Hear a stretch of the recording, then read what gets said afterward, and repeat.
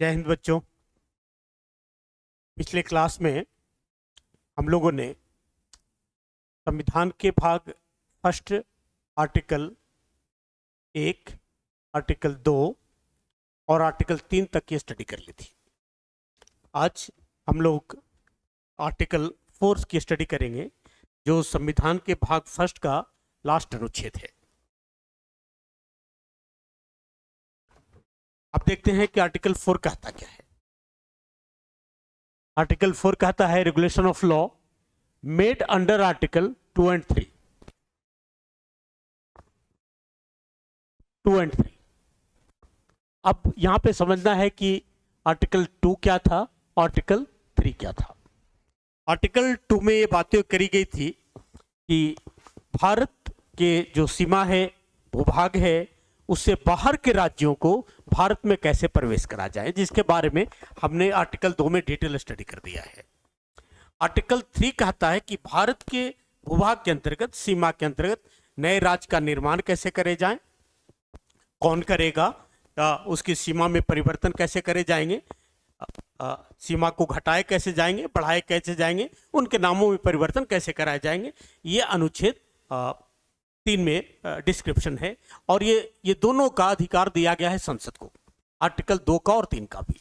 अब आगे का प्रश्न ये है कि ये जो आर्टिकल 2 और 3 है वो कैसे करे जाएंगे, इसकी कानून कौन बनाएगा, वो कैसे बनेंगे।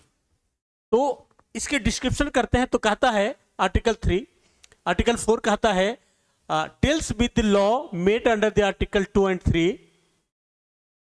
provide for the amendment of the first and the fourth schedule, first and the fourth schedule, and supplemental, incidental and consequential matters, and any refer in the article, any law referred in this article 2 or 3 shall contain such provision of the amendment of the first schedule and the fourth schedule may be necessary to give effect to the provision of the law and may also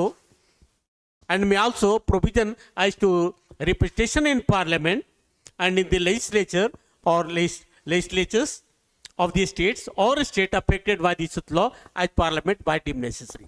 इसका simple मतलब यह है कि अनुच्छेद 2 के अंतर्गत और अनुच्छेद 3 के अंतर्गत नए राज्य का जो प्रवेश कराया जाएगा, भारत में स्थापना कराई जाएगी या भारत के सीमा के अंतर्गत नए राज्य का निर्माण कराया जाएगा, वो संसद करेगी। संसद कैसे करेगी?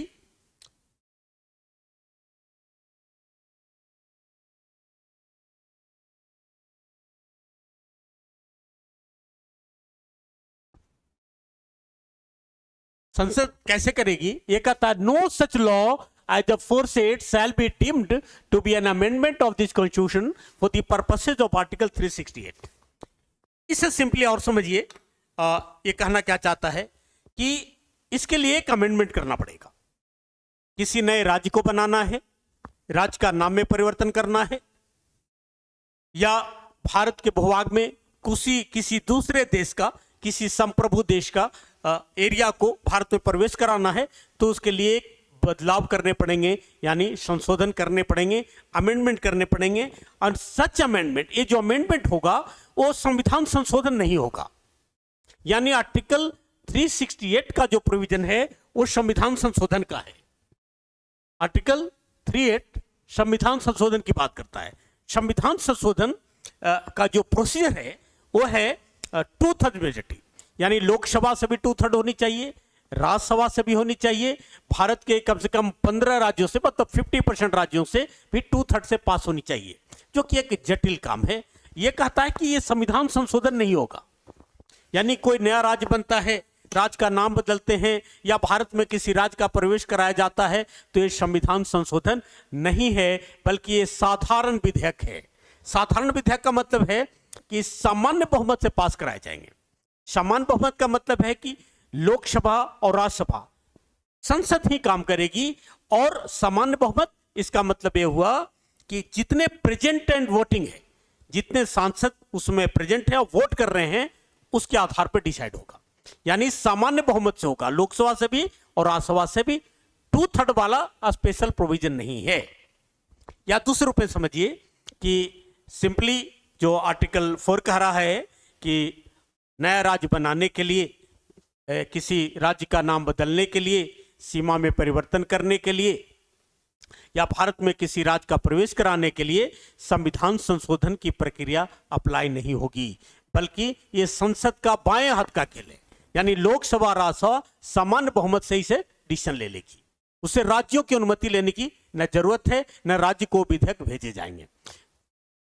राज्य को भेजे तो जाते हैं, वो भेजे जाता है उसकी सिर्फ परामर्श लेने के लिए आर्टिकल 3 के अंतर्गत, लेकिन आर्टिकल 4 कहता है कि इसका निर्माण कैसे करा जाएगा। इसलिए ब्रीफली बात ये निकल कर आती है कि नया राज्य बनाना है, यानी आर्टिकल 2 और 3 में जो कुछ भी बदलाव आएगा ये संविधान संशोधन नहीं है, यानी आर्टिकल 368 के अंतर्गत नहीं आता। एक सामान्य विधेयक है जिसमें सिर्फ लोकसभा और राज्यसभा ही समान बहुमत से पास करती है। इसके अलावा क्या है, इसमें 2 चीजें और लिखा गया है कि फर्स्ट एंड फोर्थ शेड्यूल, ये 2 चीजें हैं। फर्स्ट शेड्यूल में राज्यों के नाम आ जाएंगे, फोर्थ शेड्यूल में आता है राज्यसभा में सीटों का वितरण आवंटन, यानी राज्यसभा में सीटों की संख्या का जो आवंटन होगा उसका आधार भी साधारण विधेयक होगा। यह भी संविधान संशोधन नहीं माना जाएगा, वो है ही नहीं, संविधान ने इसे अधिकार ही नहीं दिया है। ये मुख्य रूप से यही 2 बातें हैं। मान लीजिए कि उत्तर प्रदेश है, उस सभा में उत्तर प्रदेश में राज्यसभा की सदस्यों की संख्या बढ़ाई जाती है या कुछ बदलाव करे जाते हैं, तो ये भी साधारण विधेयक का केस होगा, न कि संविधान संशोधन का। अगर ये बात समझ में आ गई तो कमेंट करिए, शेयर भी करिए, सब्सक्राइब भी करिए। जय हिंद, जय भारत।